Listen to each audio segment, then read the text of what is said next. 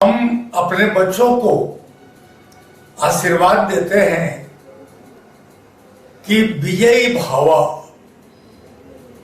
विजयी भव का अर्थ हुआ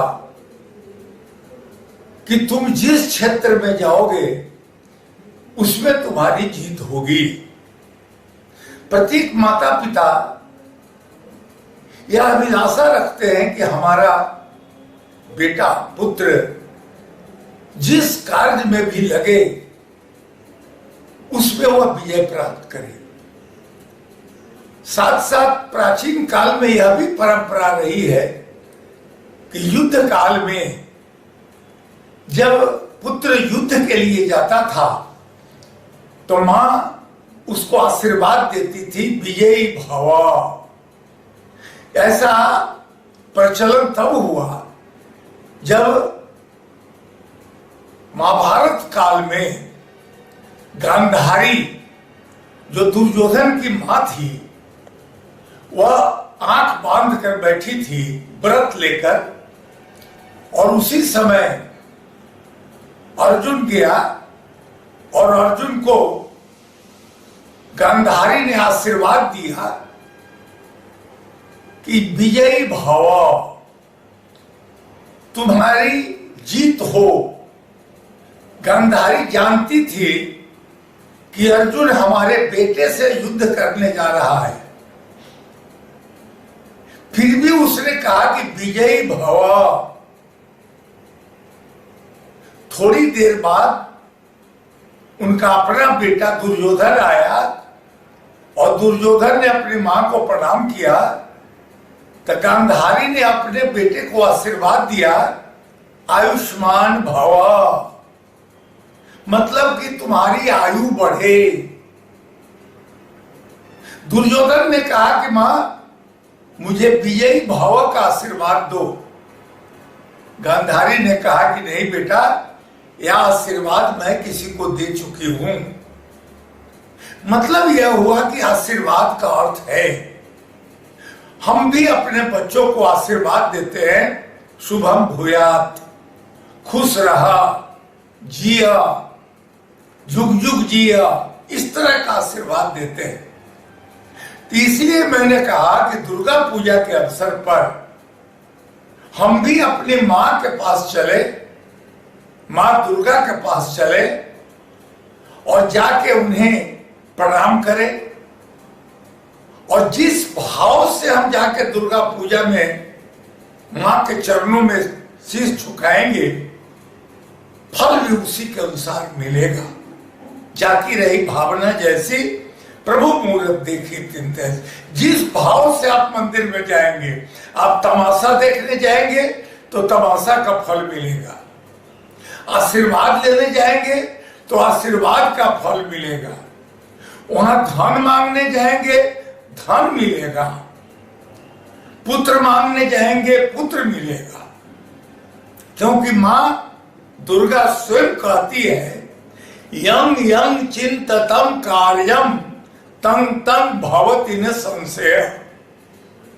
जो जो विचार तुम करके आओगे मेरे पास, उसे मैं पूरा कर दूंगी। अब बताइए, तो आशीर्वाद उस पर दिया जा रहा है कि तुम मांगने के आ रहे हो। शरीर मांगोगे शरीर मिलेगा, विद्या मांगोगे विद्या मिलेगी, पुत्र मांगो, परीक्षा में पास मांगो, नौकरी मांगो। मैं नहीं कह रहा, मां दुर्गा स्वयं कहती है, यं यं चिंततम कार्यम, जो जो तुम सोच के आओगे उसे मैं दे दूंगी। अब इससे बड़ी बात और क्या कहे। अपने पुत्रों को आशीर्वाद देती है मां कि अगर तुम्हारे हृदय में निष्ठा है तो सर्व बाधा विनिर्मुक्तो धन धाम सुतान्विता मनुष्यो मत प्रसादेन भविष्यति न संशय। प्रसाद का मतलब हुआ आशीर्वाद। मनुष्य मेरे आशीर्वाद से दुनिया की प्रत्येक सफलता को प्राप्त कर लेता है। और प्राचीन काल से आज तक यह परंपरा चली है। भगवान श्री राम ने भी लंका में विजय प्राप्त करने के पहले मां दुर्गा की स्तुति, प्रार्थना, पूजा की थी। तो राम को भी विजयी भव का आशीर्वाद मिला।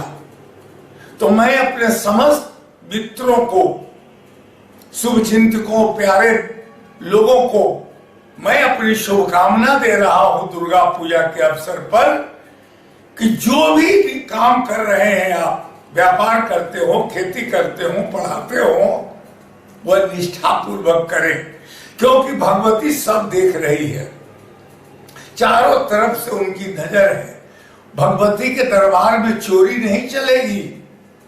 तो जाइए, अगर भगवती के यहाँ तो समर्पण करिए। सर्व मंगल मांगल्ये शिवे सर्वार्थ साधिके शरण्य त्र्यंबके गौरी नारायणी नमस्तुते। मैं तुम्हारी शरण में अपना प्रणाम निवेदित करता हूं। तो मां भी उसी तरह अपना आशीर्वाद आपको प्रदान करेगी। जैसा विचार लेकर जाएंगे वह पूर्ण होगा। यह मैं नहीं कह रहा हूं, मां स्वयं बोलती है। तो जिस प्रकार गीता की वाणी अमर वाणी है, उसी प्रकार दुर्गा सप्तशती की वाणी अमर वाणी है। सबों को इस दुर्गा पूजा के अवसर पर, या 2018 की दुर्गा पूजा है, इस दुर्गा पूजा का आशीर्वाद प्रत्येक व्यक्ति को मिले। तो चलिए हम सब लोग मिलके भगवती के चरणों में प्रार्थना करते हैं। जो मैया तू दरस दिखा दे, प्रणाम तुम्हें बार बार है। बस यही प्रार्थना करते हुए चले और माता का आशीर्वाद लेके लौटे।